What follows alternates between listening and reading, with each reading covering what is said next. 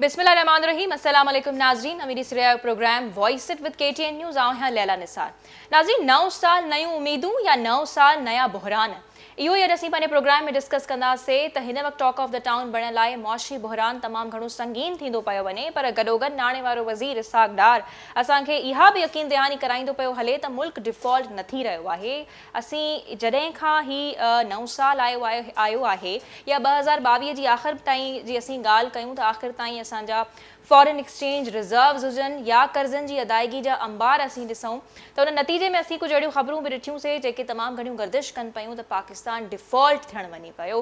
पाकिस्तान जी मौशी हालत जेकी आहे तमामु ख़राबु आहे ऐं यकीनन जॾहिं मौशी हालत ख़राबु हूंदी आहे, मौशी बहरान पैदा थींदो आहे त उन नतीजे में उन जो जेको असरु आहे उहे समूरा असर जेके आहिनि असीं ॾिसंदा आहियूं त आम माण्हू ते तमामु घणा पवंदा आहिनि ऐं ज़ाहिर आहे मुल्क जी जेकी हालत आहे उहा उन ते बि तमामु घणो असरु पवे थो, उहा बि जेको आहे इनस्टेबिलिटी जी तरफ़ वञे पई। सो बहरहाल असीं इन ते अॼु ॻाल्हि ॿोल कंदासीं त ही नओं साल अॼु असीं ॾिसूं त बाक़ाइदा 8 ॾींहं हफ़्तो हिकिड़ो पूरो थी चुको आहे ऐं ही ॿिए हफ़्ते में असीं दाख़िल थी विया आहियूं। सो अॼु पंहिंजे प्रोग्राम में असीं कुझु प्रिडिक्शन्स बि तव्हांजे अॻियां रखंदासीं त मुल्क जो नओं वज़ीर आज़म ईंदड़ इलेक्शन्स में केरु हूंदो ऐं कीअं रहंदो असांजे लाइ ही नओं साल। छा वाक़ई में जेका आउं शुरूआति में ॻाल्हि कई त नवनि बहराननि खे असांखे साम्हूं खे फेस करिणो पवंदो या कुझु सुठियूं ख़बरूं ऐं ख़ुशीअ जूं ख़बरूं बि असांखे मिलण वञनि पियूं। सो बहरहाल शुरूआति जेको आहे ऐं महिमाननि जो तारुफ़ पहिरियों कराईंदी हलां पई त मूंखे लाइन ते जॉइन करे चुका आहिनि मियां फ़ारूक जेके सीनियर जर्नलिस्ट आहिनि। उन्हनि मूंखे ज़ूम ते जॉइन कयो आहे लंडन खां। मियां साहब, बहुत बहुत शुक्रिया कि आपने टाइम निकाला। ऐं ॿिए तरफ़ मूंखे जॉइन कयो आहे डॉक्टर मिर्ज़ा इफ्तिख़ार जेके इकोनॉमिक एक्सपर्ट आहिनि, वेरी वेल एक्सपीरियंस्ड। डॉक्टर साहब, आपका भी बहुत बहुत शुक्रिया डॉक्टर मिर्ज़ा कि आपने भी टाइम निकाला इस मौजू पे बात करने के लिए। टे तरफ़ मूंखे जॉइन कयो आहे डॉक्टर मोहम्मद अली पाशा जेके इकोनॉमिक एक्सपर्ट आहिनि ऐं ख़ालिद जमाली साहब जेके एस्ट्रोलॉजर आहिनि, उहे बि असांखे जॉइन करे चुका आहिनि। सो डॉक्टर पाशा ऐं ख़ालिद साहब, तव्हां ॿिन्ही जी बि महिरबानी त तव्हां बि टाइम कढियो इन अहम मौजू ते ॻाल्हि ॿोल करण जे लाइ।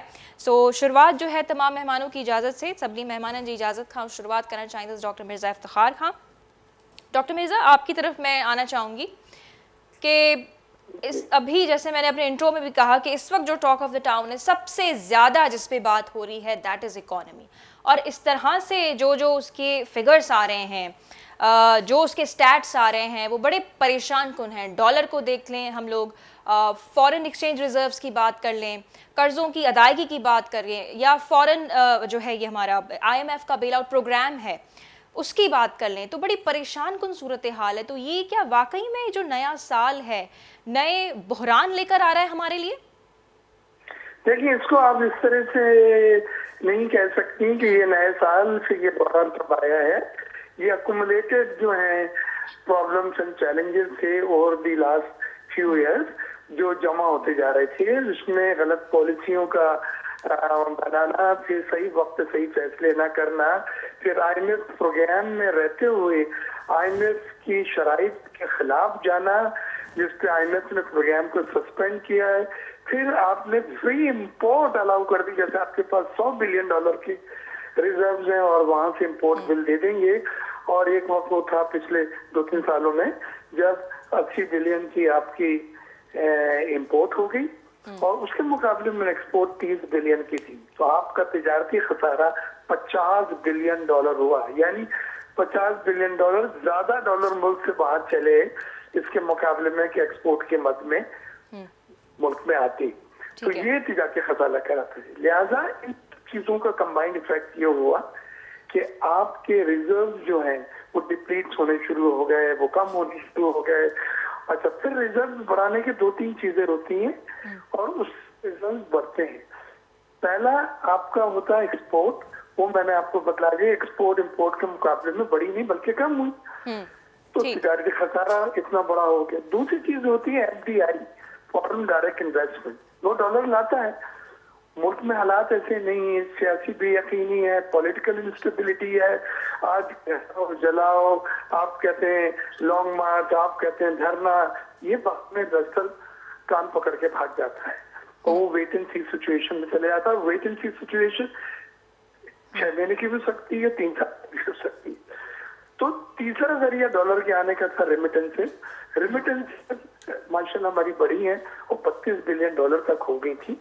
लेकिन अब जब के रेट में ऑफिशियल और अनऑफिशियल यानी ओपन मार्केट और बैंक रेट में 30 रुपए का फर्क हो गया है, तो अब लोगों ने बेचारे गरीब जो दरुल मुल्क मजदूर है, उन्होंने कुछ अपने रेमिटेंसेस जो है वहां वाला और हुंडी से भेजना शुरू करें, जो हमारी किटी में नहीं आ रहे, जो बैंकिंग चैनल से नहीं आ रहे, क्योंकि उन्हें $1 30 रुपए ज्यादा मिल रहा है हवाले से भेजने के। तो ये सब चीजें थी जो अकुमुलेट हुई। अब मसला ये है कि आपने अब जाके इम्पोर्ट के ऊपर पाबंदी लगाई, लग्जरी गुड्स पे पाबंदी लगाई, टेलीफोन गाड़ियों के इम्पोर्ट पे पाबंदी लगाई, लेकिन साथ साथ खाम माल ठीक है, that means not taking the decisions at the right time. आपने ड्यूटियां बढ़ा दी, जिसकी वजह से एक्सपोर्ट का खाम माल आने में देर हुई और एक्सपोर्ट की सनत की प्रोडक्शन गिरने शुरू हुई। आज मैं आपसे बात कर रहा हूँ 40% 50% से ज्यादा टेक्सटाइल मिल की कोई प्रोडक्शन नहीं है, तो ये यकीनी ये बेरोजगारी पैदा करेगा और गुर्बत में इजाफा करेगा। रुपए की कदर जिस तरह से गिर रही है आर्टिफिशियली, उसको हमने 225-226 रुपए पर रखा है, लेकिन इसकी वैल्यू 255 और 260 में ये नहीं मिल रहा है। डॉलर की स्मगलिंग हम रोक सके, अफगानिस्तान जो जारी है वो भी हमारी जिम्मेदारी है। एडमिनिस्ट्रेटिव मेजर्स में क्या चीज है जो मैं ज्यादा इंपॉर्टेंट बात करने जा रहा हूँ।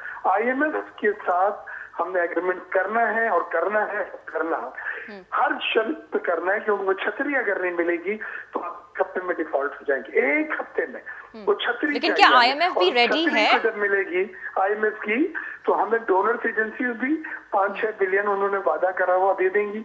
हमारे दोस्त ममालिक जिनके फंड्स हैं, सॉफ्ट डिपॉजिट जिनको कहते हैं, जिस सऊदी अरब है, जिसमें यूएई है, जिसमें चाइना है, वो भी कतरा रहे हैं आज के, लेकिन IMF का एग्रीमेंट हो गया तो उन्होंने भी वादा किया है वो फंड्स रिलीज हो जाएंगे, हमारे रिजर्व कुछ मुस्तकम हो जाएंगे, रुपए की कदर टूट जाएगी एक जगह पे।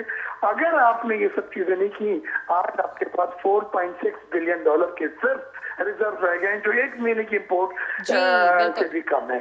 आज आपको 10 तारीख को $1 बिलियन की पेमेंट करनी है दुबई इस्लामिक बैंक को, और एक और लोन है वो तो देनी है, उसमें कोई नेगोशिएशन या रीशेड्यूल नहीं होता। ठीक डॉक्टर मिर्जा, क्योंकि आप हमारे साथ थ्रू आउट द प्रोग्राम तो खैर नहीं रहेंगे, तो बहुत सारी ऐसी चीज़ें थी, तो इसलिए मैं उस हिसाब से सवाल करना चाहूँगी कि थोड़ा आसान लफ्जों में बता दें। आपने रेमिटेंसेस की बात की, इंपोर्ट एक्सपोर्ट की बात की कि एक्सपोर्ट हमारी कैसे डिप्लीट हुई है, you are absolutely right at your place, और प्रोडक्शन भी बहुत कम है।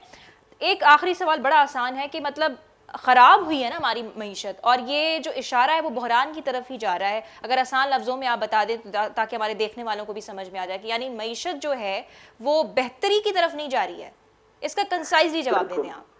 देखिए, ये मुझे कहते हुए मैं मुस्बत लिखा ही रहा हूँ, टीवी पे भी मैं थ्रू आउट मुस्बत बातें करता हूँ, पूरी जिंदगी में यही करता आया हूँ, लेकिन आज पहली बार मैं इस बात को मानना पड़ेगा मुझे कि माशी बहरान इतना ज्यादा संगीन है कि कुछ भी हो सकता है। अगर IMF का एग्रीमेंट साइन नहीं होता, ऑलरेडी हमारी रेटिंग जो नेगेटिव हो चुकी है, फिच ने, मोदी ने, स्टैंडर्ड एंड पुअर्स ने, बिल्कुल, तो ये आपका एक वसी तजुर्बा रहा है और आप आधी से भी कम हो गई इंटरनेशनल मार्केट में, लिहाजा हम टेक्निकली डिफॉल्ट के करीब खड़े हुए हैं। ये जरूरत इस बात की है कि जैसे ही आप IMF के प्रोग्राम में जाएंगे, उनकी बाकाया शराइत पूरा करके उसकी छतरी मिलेगी, आपको IMF की किस्त मिलेगी, तो दूसरे बैंक भी अपने फंड रिलीज करेंगे, तो ये दोस्त ममालिक भी अपने रोल ओवर करेंगे जो डिपॉजिट हमारे हैं, जो मिच्योर हो रहे हैं और देना पड़ रहा है। ठीक है, टेक्निकली डिफॉल्ट के करीब खड़े हुए हैं। आपका एक बहुत बड़ा तजुर्बा है और उस तजुर्बे की बुनियाद में ज़ाहिर है आप जो चीज़ें ऑब्जर्व करें, जो स्टैट्स हमें बता रहे हैं, आपने बहुत बड़ी बात कर दी है कि वाकई में हम टेक्निकली डिफॉल्ट के करीब खड़े हुए हैं। नाज़रीन, बहुत शुक्रिया आपका डॉक्टर मिर्ज़ा, आप हमारे साथ थे और आपने बहुत अहम बातों को हाईलाइट किया।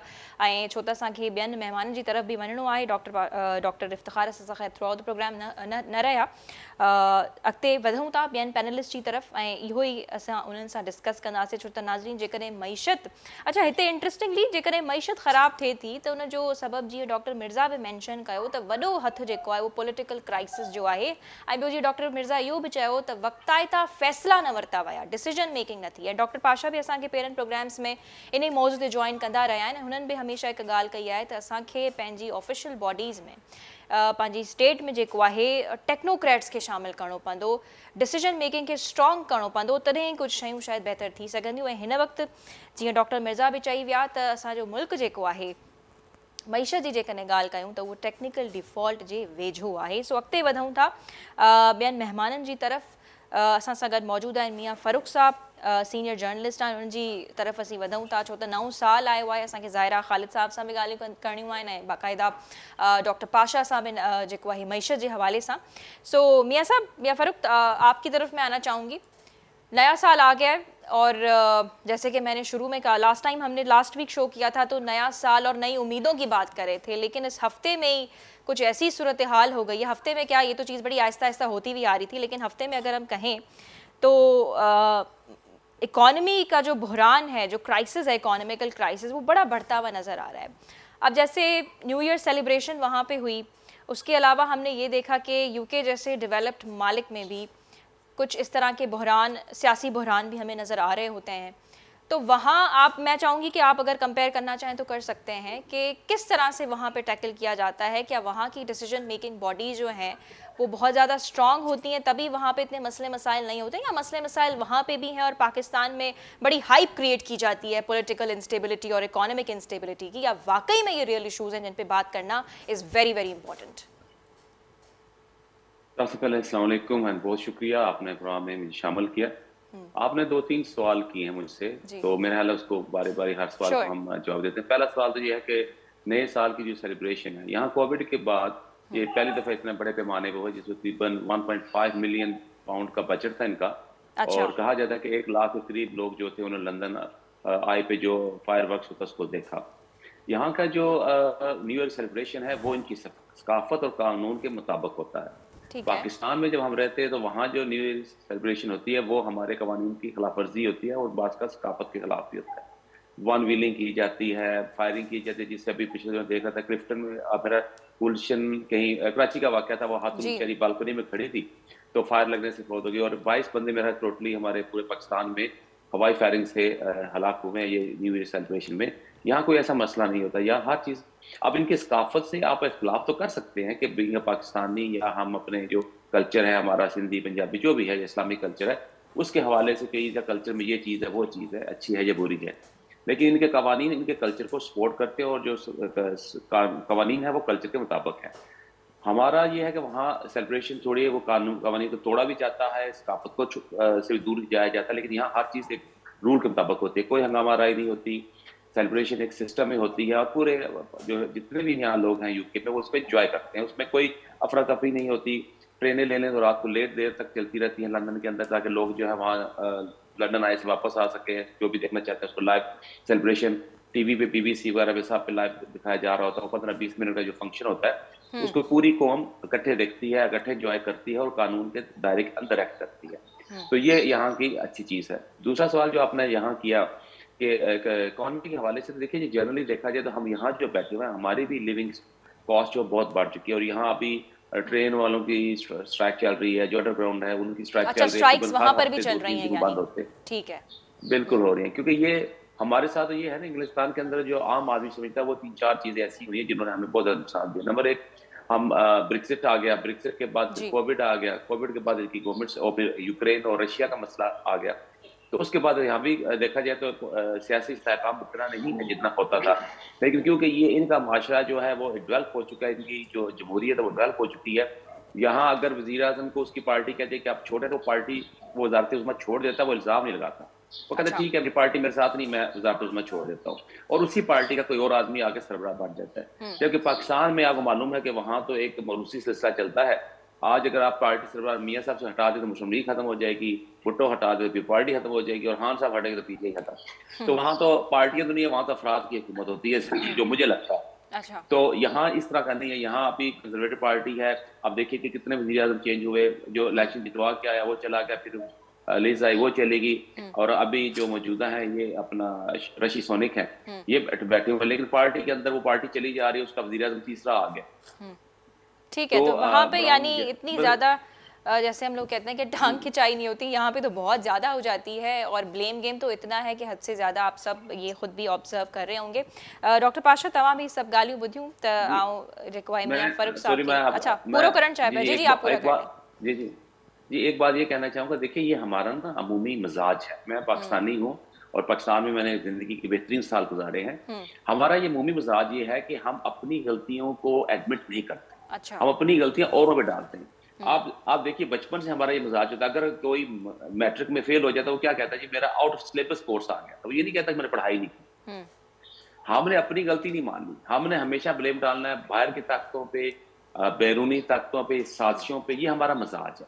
हालांकि देखा जाए तो कोई भी चीज बाहर से कराने से, बाहर से कोशिश होती है वो गिरती जरूर है, लेकिन अंदर जब तक कमजोरी नहीं होती वो नहीं गिरती, वो एक टाइम लेती है। यहाँ का जो निज़ाम है, यहाँ के जो वजीर आजम गुजरते हैं या पार्टियां हैं, वो अपनी गलतियों को खुद देखते हैं और खुद ही अपनी पॉलिसी को बेहतर करते हैं जी, और वो खुद ही बैक ऑफ भी कर जाते हैं कि उनसे वो चीजें, इन्फ्लेशन अगर नहीं संभल रही, जैसे हमने देखा फॉर्मर यूके प्राइम मिनिस्टर जो थी। जी जी बिल्कुल, वो आई, उन्होंने देखा उनसे नहीं चल रहा तो उन्होंने फौरन स्टेप बैक कर लिया कि ठीक है ये काम मेरे से ऊपर है। लेकिन यहाँ आखिरी वक्त तक ना कोई हुकूमत छोड़ता है, ना कोई वजारत छोड़ता है, ना कोई ओहदा छोड़ता है, कहता नहीं मैं ही कर सकता हूँ। हालांकि ऐसा नहीं होता, हर इंसान की एक लिमिटेशन होती है। कुछ हालात में, कुछ चर्चिल साहब ने वर्ल्ड वॉर सेकंड जितवाई, जैसे जंग जीती चर्चिल पीछे हट गया, दूसरा आगे, उसको पता चल गया मैं जंग के लिए बेहतरीन हूँ, जंग के बाद के मैं मैनेज नहीं कर सकूंगा।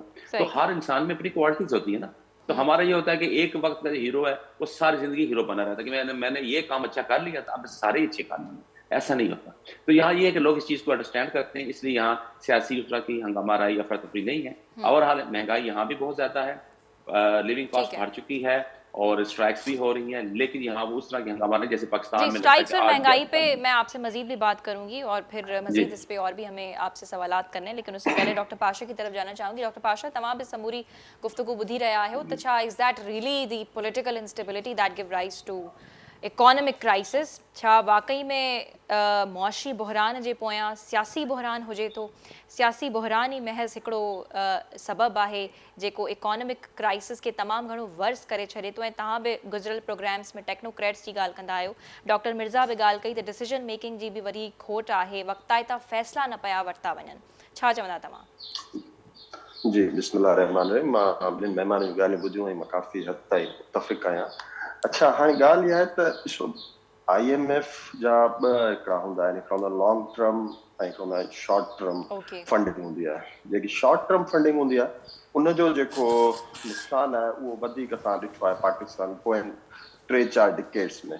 अच्छा, ॿी ॻाल्हि इहा, जॾहिं असां एक्सपोर्ट ऐं इम्पोर्ट जी ॻाल्हि था कयूं त असां जेको एक्सपोर्ट कयूं था उहे असां कयूं रॉ मटीरियल्स, जंहिंमां असांखे फ़ाइदो ॾाढो नॉमिनल थो मिले, ऐं असां जेको इम्पोर्ट था कयूं उहो था कयूं फिनिशिंग गुड्स, जिते असांखे वधि में वधि तव्हां असांखे टैक्सिस ॾियणा था पवनि। त इहो हिकिड़ो त पहिरीं खां ई असां घटि था कयूं एक्सपोर्ट, मथां खां जेको असां एक्सपोर्ट कयूं था उहो था कयूं रॉ मटीरियल, त उनजे करे असांखे हिकिड़ो नुक़सानु थिए थो इकोनॉमिकली। हाणे अचूं था पॉलिटिकल ऐं इकोनॉमिक जेको नेक्सिस जी तव्हां ॻाल्हि कई आहे उनजो कहिड़ो इम्पैक्ट पए थो मैक्रो लेवल ताईं, माइक्रो लेवल ताईं, माण्हुनि जी कंडीशन आहे लाइफ ते। जी जी जी जी त हाणे उन ते ईअं आहे त जॾहिं तव्हां पॉलिटिकल इंस्टेबिलिटी जी ॻाल्हि था कयो त IMF जो लोन तव्हांखे अगरि मिले थो उहो जेको फ्लो करे थो from federal to provincial, from provincial to local, इहे जेको अलॻि अलॻि स्टेजिस आहिनि जेके तव्हांजा रेड टेपिज़म चओ या हिकिड़ी ब्यूरोक्रेटिक हिकिड़ो स्ट्रक्चर आहे जेको तव्हांजो federal to provincial, provincial to local grounds ते वञे थो, ग्रास रूट लेवल ते जॾहिं पहुचे थो त उन में केतिरा हिकिड़ा फिल्टर्स लॻल आहिनि जंहिंमें तव्हांजी डिले ऑफ थिए थो budget allocation, corruption, non transparency आहे, नॉन अकाउंटेबिलिटी न आहे, त उहा जेकी तव्हांजी फंडिंग IMF मां अचे बि थी उहा प्रॉपरली यूटिलाइज़ नथी थिए। हाणे तव्हां सम्झी सघो था इन में 2-3 शयूं आहिनि जेके इनखे हर्डल्स था अचनि, ऐं उहे हर्डल्स असां इन करे था अचनि जो असांजो प्रॉपर चेक एंड बैलेंस कोन्हे त ही असांजी जेकी फंडिंग आहे उनखे प्रॉपरली अलोकेट कीअं कजे, उनजो वरी आउटकम कीअं मिले। ऐं जीअं मिलीनियम डेवलपमेंट गोल जी फंडिंग थींदी आहे त मिलीनियम डेवलपमेंट गोल जी फंडिंग खां पोइ उनजो आउटपुट बि ॾिसंदा आहिनि त बाबा मॉनिटर थींदा आहिनि। अगरि 1 अरब ॾिनो वियो एजुकेशन ते त केतिरनि स्कूलनि में ॿारनि जी अटेंडेंस वधी, केतिरा टीचर आया, ओवरऑल कीअं माण्हुनि खे फ़ाइदो थियो, रोज़गार में केतिरो फ़र्क़ु आयो, पोइ उनखे गेज कबो आहे इंटरनेशनल लेवल ते त हा असां जेकी फंडिंग कई उनजो ही असांखे आउटकम मिलियो। पाकिस्तान में बदकिस्मती सां फंडिंग त थिए पई जॾहिं खां पाकिस्तान ठहियो आहे, आउटकम्स नज़र था अचनि, न ई वरी उन ते ॻाल्हि पई थिए। बांग्लादेश ॾिसो, श्रीलंका ॾिसो, जेके असां खां काफ़ी पोयां आहिनि, अयूब खान जी हुकूमत खां पोइ जो अगरि तव्हां सिनेरियो ॾिसो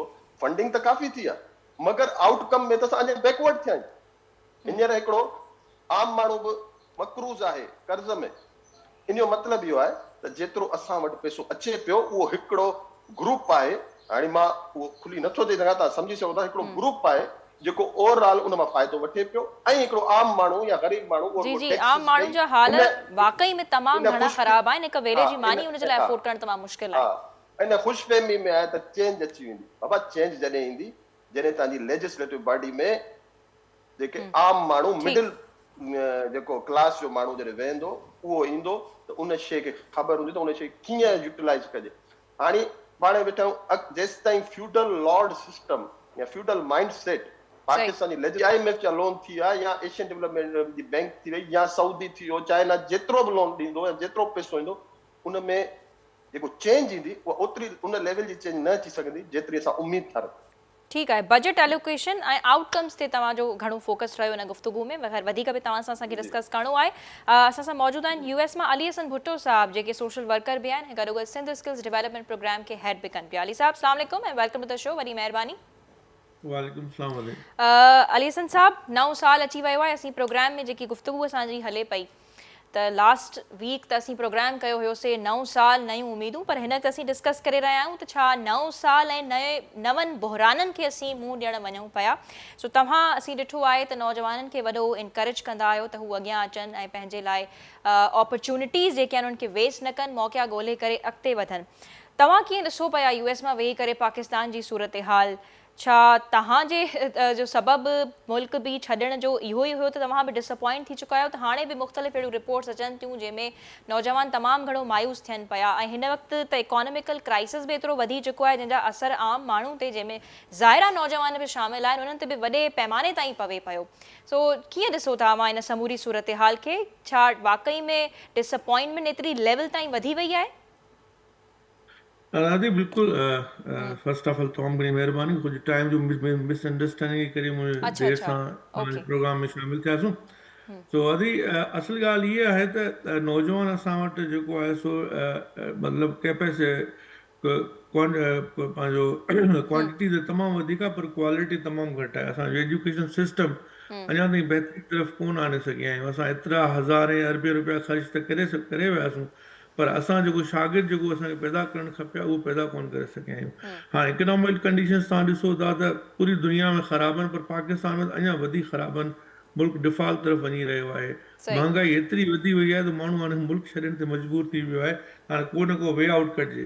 हाणे असां अॼुकल्ह जेको मुंहिंजो नौजवाननि सां या माण्हुनि सां सिंध में पाकिस्तान में जेको ॻाल्हि ॿोल थींदी आहे त उहे ॾाढा मायूस आहिनि। उहे चवंदा हाणे असां हिन सिस्टम मां ॾाढा तंग थी विया आहियूं, ॾाढो इंतज़ारु कयो आहे त को मुल्क अॻिते वधे, को इकोनॉमिक कंडीशन्स अॻिते वधनि, पर असांजा सियासी रहनुमा कंहिं हिकिड़ी ॻाल्हि ते मुतफ़िक़ थियनि ई कोन था। का सियासी स्टेबिलिटी अचे कोन थी, हुनजे करे मुल्क जा हालात तमामु ख़राबु आहिनि। तव्हां डॉलर जी वैल्यू ॾिसो तव्हां त तक़रीबन जेको मार्केट में वैल्यू 260 रुपए थी वियो आहे, ऐं डॉलर हाणे त माना पाकिस्तान में तव्हां वेंदो एक्सचेंज इन में ऑफिसिस मार्केट में मिले ई कोन पियो। उहा त 100% दुरुस्त ॻाल्हि आहे, कोन थो मिले मार्केट में हाणे। जी कोन थो मिले। हाणे इहा सिचुएशन लॻी पई आहे त जंहिं वटि बि हाणे कंहिं वटि विज़िट वीज़ा बि आहे, को बि वे आउट आहे न, उहो हाणे पाकिस्तान मां निकिरो थो बेसिकली। हाणे इहा सिचुएशन आहे, महांगाई एतिरी वधी वई आहे। मञूं था अमेरिका में महांगाई आहे, पर हितां जी गवर्नमेंट उन्हनि शयुनि खे कंट्रोल करे थी, पंहिंजे अवाम खे फैसिलिटेट करे थी ऐं पंहिंजे अवाम जो ख़्यालु करे थी। पर अफ़सोस जहिड़ी ॻाल्हि आहे हिते त असीं हुकूमतूं खे रहण में एतिरा मसरूफ़ आहियूं जो इन्हनि इशूज़ जी तरफ़ अफ़सोस सां अली हसन साहब जी तव्हां बि चयो था त कंहिं क़िस्म जी तवजह या ध्यानु कोन्हे हुकुमराननि जो। बिल्कुलु का बि तवजो कोन्हे का। ऐं रहंदो कंदो असांजो माण्हू जेको आहे न, उहो हाणे विचोलो तबिको त ॾाढो माना उहो त ख़तमु थी वियो आहे ऑलमोस्ट। जेको अॻु में असांजो जेको मिडिल क्लास हूंदो हुयो न, उहो हाणे ख़तमु थी वियो आहे। हाणे या त ग़रीब तबिको आहे या त अमीर तबिको आहे। मिडिल क्लास ॾाढो डिफिकल्टी। ठीकु, अच्छा तव्हांखे हाणे असांजे नौजवान जी आऊं तव्हांजी तरफ़ वापसि ज़रूरु ईंदसि। अली हसन साहब, असां सां पैनल में अॼु मौजूदु आहे एस्ट्रोलॉजर बि, त आऊं पहिरियों तव्हां सभिनी खे मौक़ो ॾिनो त तव्हां सभु पंहिंजा ओपिनियंस या जेका हिन वक़्तु सूरत हाल आहे, असीं मौशी बहरान ते बि ॻाल्हायूं पिया, हुन जा पवंदड़ आम माण्हू ते असर जेके आहिनि उन्हनि खे बि डिस्कस कयूं पिया, त असीं हलूं था एस्ट्रोलॉजर वटि ऐं उन्हनि खां पुछूं था त छा वाकई में ही सभु ॻाल्हियूं दुरुस्त आहिनि, ही जेकी डिसअपॉइंटमेंट पैदा थी चुकी आहे, या का ईंदड़ वक़्त में का सुठी ख़बर ख़ुशख़बरी में मिलण वञे पई अवाम खे? ख़ालिद जमाली असां सां मौजूदु आहिनि। ख़ालिद साहब, मुसलसिल तव्हां 3 सालनि खां वठी असांखे प्रोग्राम में हर साल जॉइन कंदा आहियो ऐं असीं ॻाल्हि कंदा आहियूं त मथियों साल कीअं रहंदो ऐं खोड़ तव्हां जूं जेके प्रिडिक्शन्स आहिनि ख़ासि करे पोएं प्रोग्राम में तव्हां जेकी इमरान ख़ान सां मुतलिक़ प्रिडिक्शन कई हुई त अप्रैल में उन्हनि खे ख़तरो थी सघे थो ऐं अप्रैल में वोट ऑफ नो कॉन्फिडेंस पे अची वियो उन्हनि जे ख़िलाफ़। सो कीअं ॾिसो पिया त ही मायूसी तमामु उरूज ते थी वई आहे, मुल्क जा हालात ख़ासि करे मईशत, हाणे त मुआशी माहिर बि चवनि पिया त टेक्निकल डिफॉल्ट जे वेझो आहे, तव्हां कीअं पिया ॾिसो इहा सितारनि जी दुनिया आख़िर छा पई चवे, छा ख़बर असांखे उतां ई का सुठी ख़बर मिली वञे? एक मिनट जमाली साहब, सॉरी मैं आपको डिस्टर्ब कर रहा हूँ। जमाली साहब आप अगर उर्दू में बोलेंगे तो हमें जी चले उर्दू में आप बोलें ताकि तमाम मेहमानों को भी समझ में आ जाए। जी जी ठीक है, दैट्स कम्प्लीटली ओके। जी सर शुक्रिया। बिल्कुल दोस्तों की बातें मैंने सुनी है, टेक्निकली भी चीज़ें इस तरफ जाती हुई नज़र आ रही हैं और साथ में एस्ट्रोलॉजिकली जो मैं देख रहा हूँ कि तकरीबन सितंबर से अक्टूबर के दौरानिए तक ना पाकिस्तान के लिए मुआशी तौर पे मुझे हालात ठीक नज़र नहीं आ रहे। ओहो। मुआशी मामलात में अवामी तरह पे हम कहें कि एक अनरेस्ट मुझे होती नज़र आ रही है और मुमकिन है कि फरवरी से लेके टिल जनवरी 2024 के दौरान आपको दहशतगर्दी समेत और दीगर जो एक्सीडेंटल हो या दहशतगर्दी हो, इस तरह के वाकयात भी हमें नजर आ रहे हैं। अच्छा। पर ओवरऑल इकोनॉमी की जब बात करें तो तकरीबन दिसंबर तक हम बात कर सकते हैं कि दिसंबर तक मुल्क की मुआशत के तौर पर मुल्क के हालात मुझे ठीक नजर नहीं आ रहे एस्ट्रोलॉजिकली भी। और साथ में जो कर्जों की बात है तो कर्जों में कमी तो दूर की बात है, लेकिन कर्जों की तरफ ये आगे जा सकते हैं और फरवरी मार्च में या मिड ऑफ जनवरी के बाद भी इनको एक आधी किस्त मिल भी सकती है। पर साथ में मैं नहीं समझता कि डॉलर के रेट में अभी कमी आए। अच्छा, और महंगाई में को रिलीफ मिलण वने पायो? मुश्किल है यानी पेट्रोल पे अञा वधंदो, सब्जियूं, गोश्त, मुर्गी सब कुछ महांगो थियण वने पायो? बिल्कुल पेट्रोल के मां श्योर नथो थी सघां। पेट्रोल आलमी मार्केट आहे, पाकिस्तान जे ज़ाइक़े मां मूंखे नज़र नथो अची सघे, पर पेट्रोल का सवाइ महंगाई, अवामी तौर ते इंतशार या अनरेस्ट प्लस में दहशतगर्दी, ये टे शयूं 2023 में तमामु वधीक रहंदियूं। ऐं प्लस में अगर मां चवां त सरकारी सतह ते हुकूमतनि में भी थोड़ा खदशा थी सघनि था ईंदड़ 4 महीननि जे अंदरि। खदशा कंहिं हवाले सां? मुमकिन है कि हुकूमत वञी सके थी या त पंजाब जी गवर्नमेंट वञी सके थी या हिन हुकूमत जे लाइ जेका असां वफाकी गवर्नमेंट आहे उन जे लाइ ख़तरात लाहिक़ आहिनि। वो त गुज़िरियल 6 महीननि खां असीं ॾिसूं था त इन क्राइसिस जो शिकार आहे। एतिरा दफ़ा त जी वज़ीर आला भी उन्हनि जो वॾो वज़ीर चेंज थी चुको आहे। अच्छा, ही जेको हिन वक़्तु असांजा सियासतदान करे रहिया आहिनि हिक ॿिए जी कुर्सी किराइण जे लाइ कोशिशूं जेके कराइनि, स्पेसिफिकली इमरान ख़ान जी ॻाल्हि कयूं, चौधरी परवेज़ इलाही आहिनि, त इन्हनि ते थोरो ॿुधायो त इन्हनि जो छा फ्यूचर आहे, या मरियम नवाज़ साहिबा, नवाज़ शरीफ़ बि हाणे उन्हनि जी वापसी जूं बि ख़बरूं जेके आहिनि तमामु घणियूं सर्कुलेट कनि पियूं, त इन्हनि जो छा मुस्तक़बिल आहे सियासी? फिलहाल चौधरी परवेज़ इलाही जो इशू मुंहिंजे ख्याल में कोर्ट ताईं आहे ऐं शायद 17 ते या 19 ते सुनवाई भी आहे। सो कोर्ट की हेयरिंग में मूंखे नथो लगे त परवेज़ इलाही खे कोर्ट पारां को नुक़सान पहुची सके थो। अच्छा, कंहिं पावरफुल धुर पारां या पावर जे सपोर्ट सां परवेज़ इलाही खे रिलीफ मिली वेंदो फिलहाल जे लाइ। ठीक है। बाक़ी इमरान खान जी जिस तरह असां ॻाल्हि कयूं था त इमरान खान जे लाइ अप्रैल मई ताईं हालात मुझे बेहतर नजर न पिया अचनि, पर अप्रैल मई खां बाद इमरान खान के वरी हिकड़ दफ़ा ॿीहर फेवर मिली वेंदी पॉलिटिकली। वहाँ कहिड़े सूरत में मिले थी, अगर इलेक्शन थिए थी त इलेक्शन जे सूरत में मिले, सीट जे सूरत में मिले या ॿिए कंहिं सूरत में, पर इमरान खान के रिलीफ ॿीहर हू वज़ीर आज़म थी सघनि था। मुमकिन है इमरान खान ऐं बिलावल भुट्टो उन ॿिन्ही जे विच में मूंखे लॻे थो मुक़ाबलो। छो त ॿिन्ही जा राइटर मां ॾिसां थो त ॿिन्ही में मुस्बत शयूं मूंखे नज़र अचनि पियूं ईंदड़ वक़्त में। अच्छा, यानी बिलावल भुट्टो जे लाइ बि चांसेस जेके आहिनि काफ़ी ब्राइट तव्हांखे सितारनि जी दुनिया में नज़र अचनि था त हू बि वज़ीर आज़म थी सघनि था ईंदड़ इलेक्शंस में। तो मुमकिन बिल्कुलु ऐं मुमकिन आहे त अॻिते हली हिन जे विच में का इलाक़ या इत्तेहाद या वरी सीट एडजस्टमेंट बि थी अच्छा, इहो केसि ताईं एक्सपेक्टेड आहे? पीटीआई जे विच में पीटीआई ऐं पीपल्स पार्टी में इत्तेहाद इहो केसि ताईं एक्सपेक्टेड आहे? तक़रीबन अप्रैल खां वठी जनवरी ताईं मुमकिन आहे। अच्छा, छो त तव्हां चओ था त अप्रैल में इमरान खान जे लाइ हालात कुझु दुरुस्त न हूंदा त थी पियो सघे। ख़ैर ये ज़ाहिर आहे जीअं असीं हर प्रोग्राम में जी अप्रैल ताईं मुस्बत आहे बल्कि आफ्टर अप्रैल अगर अच्छा ओके ठीक आहे। अगर आफ्टर अप्रैल इलेक्शन थिए थी इलेक्शन अर्ली अप्रैल नथी थिए तो पोइ मुमकिन आहे कि इमरान खान के कुछ बेनिफिट मिली वेंदो। ठीक है ओके। ही तो चलो सियासी बेनिफिट्स जी असीं ॻाल्हि कई से कुर्सी जे हवाले से यानी अवाम जे लाइ तव्हांखे सितारनि जी दुनिया में के क़िस्म जो बेनिफिट नज़र न पियो अचे। ये तो ॾाढी मायूस कुन आहे अवाम जे लाइ अञा हालात वधीक टफ थींदा। Oh my God doctor Pasha तव्हां सब ॿुधी रहिया आहियो ही ॾाढी टफ सूरत हाल त सितारनि जी दुनिया में प्रेडिक्ट करे छॾी आहे। अच्छा असांजो मुल्क आख़िर कर्ज़नि ते छो डिपेंडेंट आहे? असीं जॾहिं भी प्रोग्राम्स में सवाल उथारींदा आहियूं त अक्सर करे अहिड़ा जवाब मिलंदा आहिनि त कुझु पुराणा अहिड़ा मुआहिदा थियल हुया हुकुमराननि जा जिन अॼु जे हुकुमराननि खे इन्हनि शयुनि में फासाए विधो आहे। इज़ दैट सो पाशा साहब?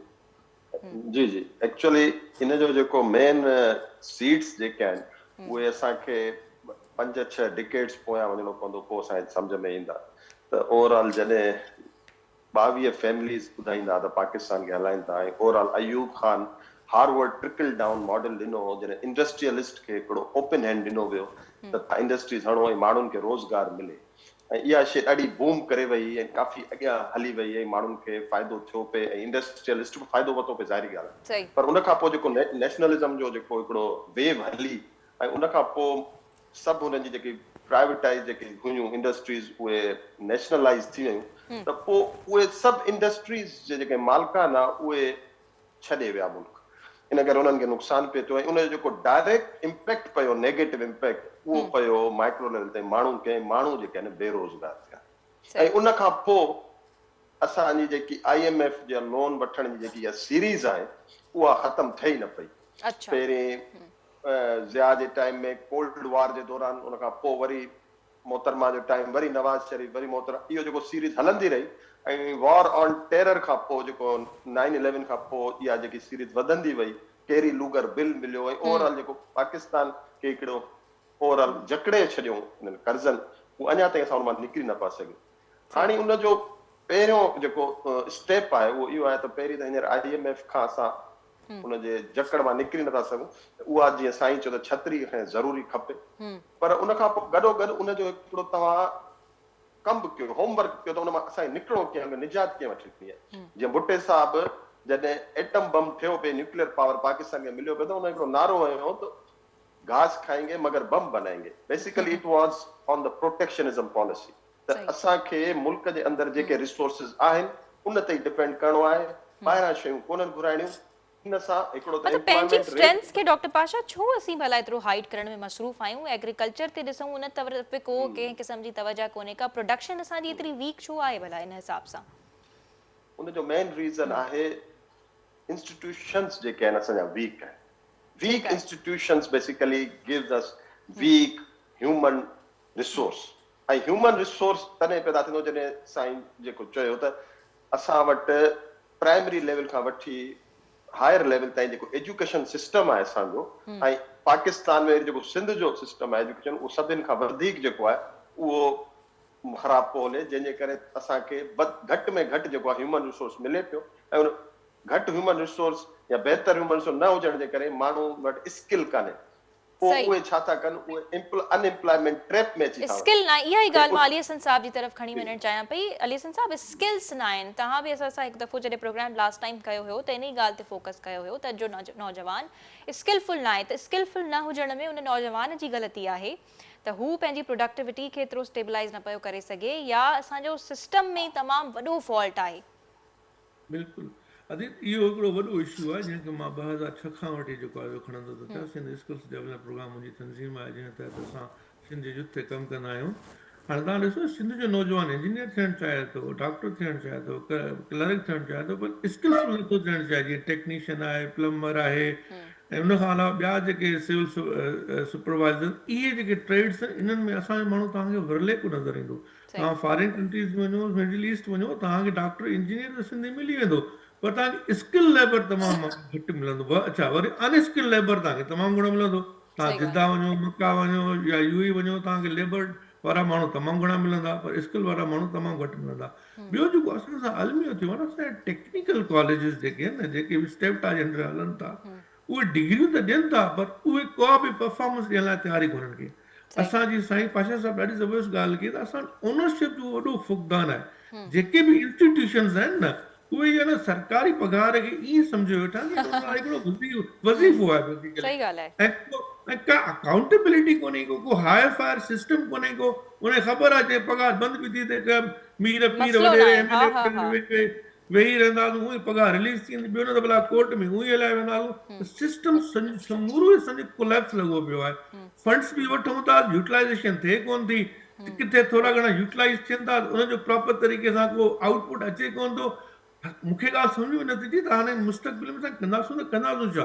स्कूलनि में का फैसिलिटी कोन्हे का, कॉलेजिस में केरु पढ़ाइण लाइ तयारु कोन्हे को। सिंध यूनिवर्सिटी टेस्ट थी आहे, 19,000 शागिर्द में वेठा आहिनि, 70% सिर्फ़ु 335 नौजवान खणी सघिया आहिनि। हाणे इहो सिंध जो सिस्टम आहे, एजुकेशन सिस्टम जेको तव्हांजे अॻियां अचो आहे। टेक्निकल कॉलेज मां का आउटपुट अचे कोन थी। वोकेशनल इंस्टीट्यूट में इवन तव्हां जेका मशीनरी ॾिनी आहे, उन्हनि खे ज़ंग लॻी वियो आहे, उनखे यूटिलाइज़ेशन कोन थी आहे प्रॉपर तरीक़े सां।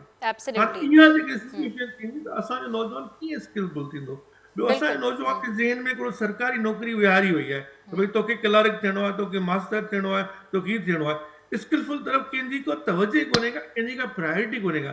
जॾहिं अहिड़े तरीक़े सां थींदो आहे, ॾिसो न हाणे हिकिड़ी सर्वे आई आहे जंहिंमें ख़बर पई आहे त 65 लख ॿार खे तालीम ई कोन मिली आहे।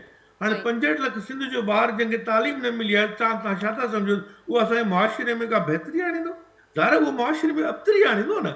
असां ॾिसो त हिकिड़ो हेल्थी सोसाइटी जे बजाए हिकिड़ी जेको अनहेल्थी सोसाइटी पर डेवलप करणु वञूं, इहो तव्हां छा था सम्झो? इहो कंस्ट्रक्टिव अप्रोच आहे, इहो कंप्लीटली डिस्ट्रक्टिव अप्रोच आहे। ऐं अहिड़े तरीक़े सां असां हिकिड़ो डिस्ट्रक्टिव माहौल इन्वायरमेंट प्रोवाइड कयूं ऐं असां अहिड़े तरीक़े सां को बहितरी नथा आणे सघूं। इहा डिस्ट्रक्टिव अप्रोच तव्हां इनखे करार ॾियो था। जेके तालीम जी बि तव्हां ॻाल्हि कई, ऐं ॾाढो ब्यूटिफुली तव्हां जेको आहे इन्हनि शयुनि खे पॉइंट आउट कयो त किथे किथे जेको आहे डिफॉल्ट आहे, ऐं कीअं शयूं जेकी आहिनि उहे तबाही जी तरफ़ वञनि थियूं, ऐं कीअं असांजो नौजवान जेको आहे ॾींहं ब ॾींहुं इनकरेज थियण जे बदिरां हू डिसअपॉइंट थींदो वञे पियो। ऐं कीअं जीअं सिंध यूनिवर्सिटी जो भी अली साहब मिसाल ॾिनो। मियां फारूक साहब, आपके लिए भी मैं जो है ये ट्रांसलेट करती चलूँगी कि हम पूरे सिस्टम की बात कर रहे हैं, हम तालीम पे भी हमने रोशनी डाली कि तालीम का जो हमारा सिस्टम है यहाँ पे वो बहुत बैकवर्ड है। हमारा नौजवान आज का यहाँ पे डिसअपॉइंट होता जा रहा है। जैसे आप इंस्टेबिलिटी की बात कर रहे थे कि वहाँ पर भी लंदन में भी स्ट्राइक्स हो रहे हैं। लंदन में भी जब हम पॉलिटिकल इंस्टेबिलिटी की बात करते हैं तो वहाँ पे ब्लेम गेम ज़्यादा देर तक नहीं चलता है, वहाँ पे एक्नॉलेजमेंट है, लेकिन यहाँ पे अफसोस के साथ नहीं है। तो आखिर में क्विकली आप इसको रैप अप कर लें, कैसे होगा ये सब? यहाँ पर तो देख लें कि गुर्बत की अगर हम बात कर लें, जैसे अली हसन साहब भी कह रहे थे कि अभी जो मिडिल क्लास तबका है वो तो समझे बाकायदा ख़त्म हो गया है, लेकिन उससे भी अगर लोअर मिडिल क्लास की बात की जाए या पुअर क्लास की बात की जाए तो मेरी खुद ये चीज़ें मैंने विटनेस की है कि अब कुछ ऐसी फैमिलीज़ भी हैं जो एक वक्त की रोटी अफोर्ड नहीं कर सकते हैं। वो दूसरों की तरफ देख रहे होते हैं कि हमारे यहाँ कब जो है, इनफैक्ट जानमाज तक नहीं है घरों में, वो उसके लिए भी दूसरे घरों में जाके कहते हैं कि हमें जानमाज दे दे, नमाज पढ़ लें या कुछ। यानी इस कदर गुर्बत यहाँ पे बढ़ती हुई जा रही है, इस कदर इंस्टेबिलिटी यहाँ पे बढ़ती हुई जा रही है। क्या कहेंगे आप?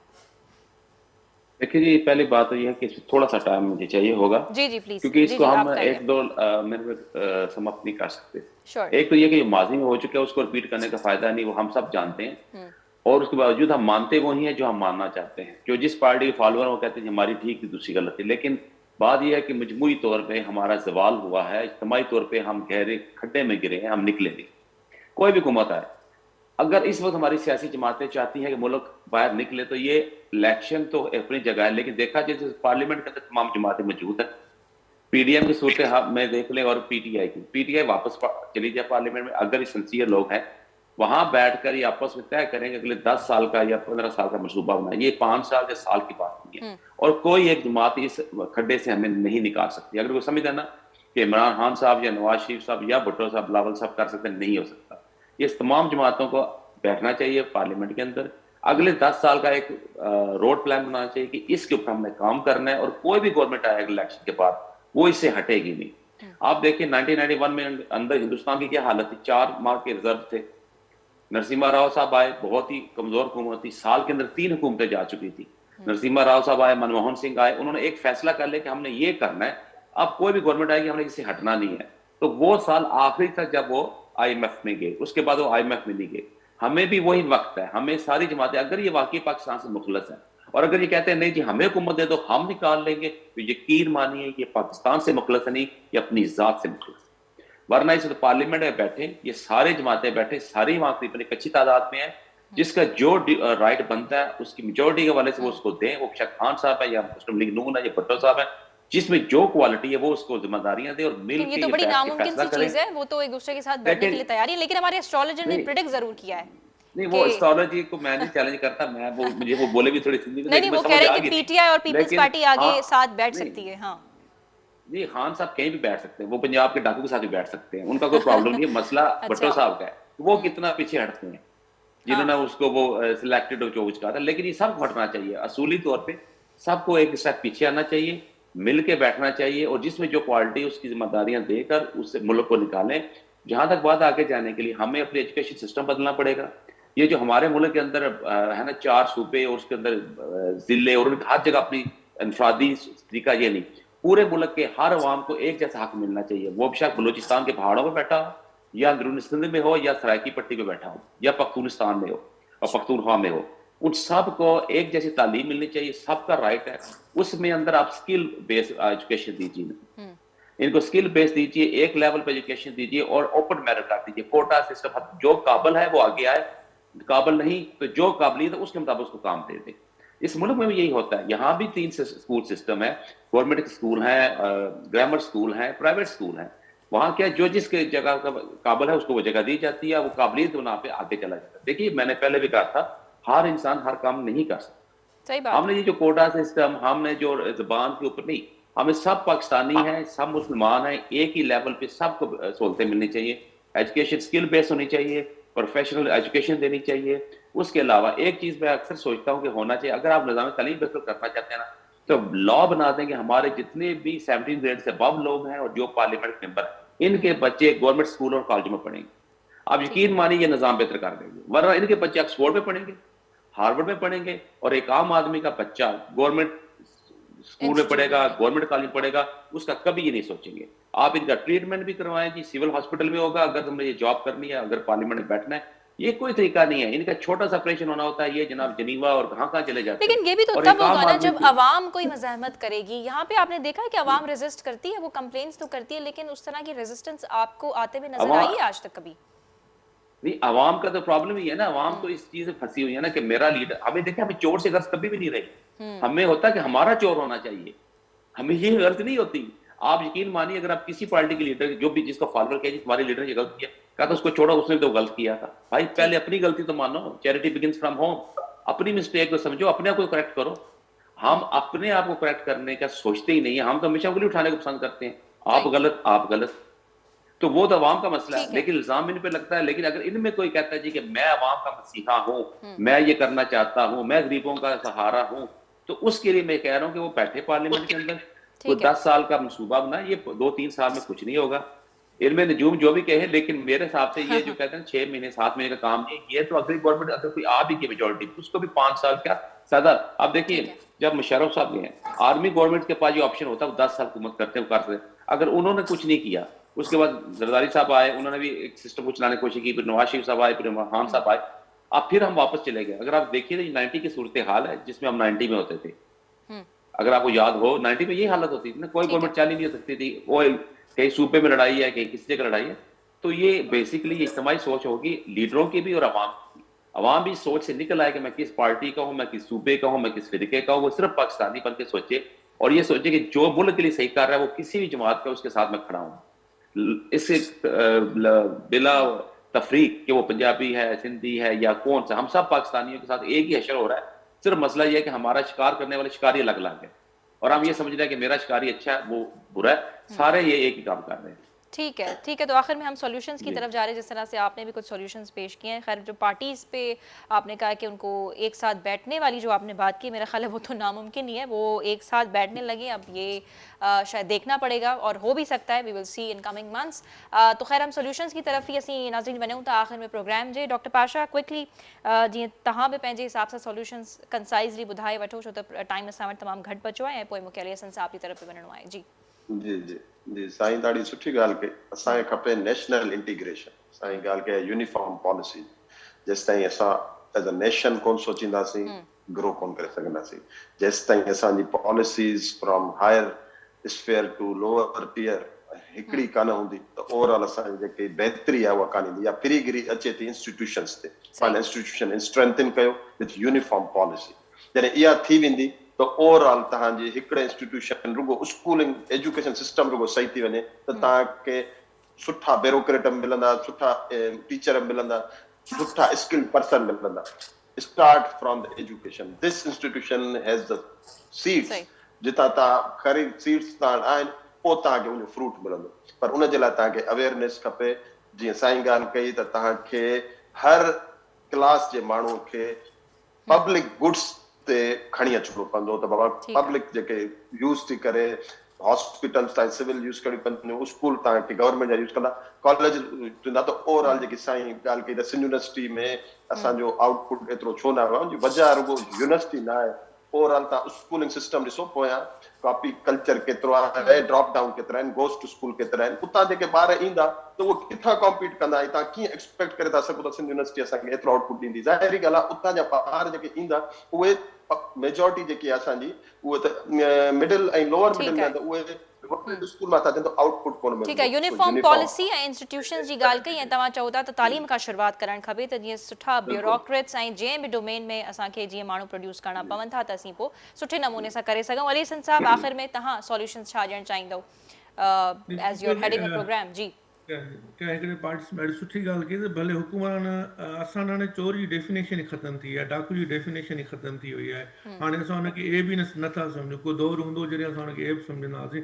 हाणे बसि ठीकु आहे, हुकूमरान भले चोर हुजे डाकू हुजे पर असांजी पसंदि जो हुजे, पर असांजी माना चॉइस हुजे हुन में। हाणे इहो हिकिड़ो प्रॉब्लम आहे। हाणे असुल ॻाल्हि इहा आहे दादी, असांखे ओनरशिप जो वॾो फुक़दान आहे। असां वटि पैसे जी कमी कोन्हे का सिंध में या पाकिस्तान में, ओनरशिप जो तमामु वॾो फुक़दान आहे। असां वटि इंस्टीट्यूट्स ॾिसो केतिरा ठहियल आहिनि। हिन सिंध गवर्नमेंट अलाए केतिरी यूनिवर्सिटी एडअप कयूं सिंध में। इवन शिकारपुर ताईं यूनिवर्सिटी ठही वई आहे, जैकोबाबाद ताईं यूनिवर्सिटी ठही वई आहे, पर डिलीवरी छा आहे, हुनजो आउटपुट छा आहे, उहो कुझु बि कोन्हे को। असांजे हेडमास्टर पढ़ाइण जे लाइ तयारु कोन्हे को, वाइस चांसलर तवजो ॾियण लाइ तयारु कोन्हे को, ॿिया जेके इंस्टीट्यूट जा सरबराह आहिनि उहा परफॉर्मेंस ॾेखारण लाइ तयारु कोन्हनि खे। जेकॾहिं रुगो असांजा कामोरा या थोरा घणा जेके सियासतदान आहिनि ऐं जेके पंहिंजे इंस्टीट्यूट जा सरबराह आहिनि, लेकिन स्कूल आहे त स्कूल जो हेडमास्टर आहे, जेके यूनिवर्सिटी आहे त इहे सिर्फ़ु रुगो सही तरीक़े सां पंहिंजी परफॉर्मेंस ॾेखारनि न, रुगो ओनरशिप जो मुज़ाहिरो कनि, उन सां बि तमामु घणी बहितरी अची सघे थी। सिर्फ़ु गवर्नमेंट जो बि क़सूरु कोन्हे को, असां सिविल सोसाइटी बि हुन में क़सूरवार आहियूं।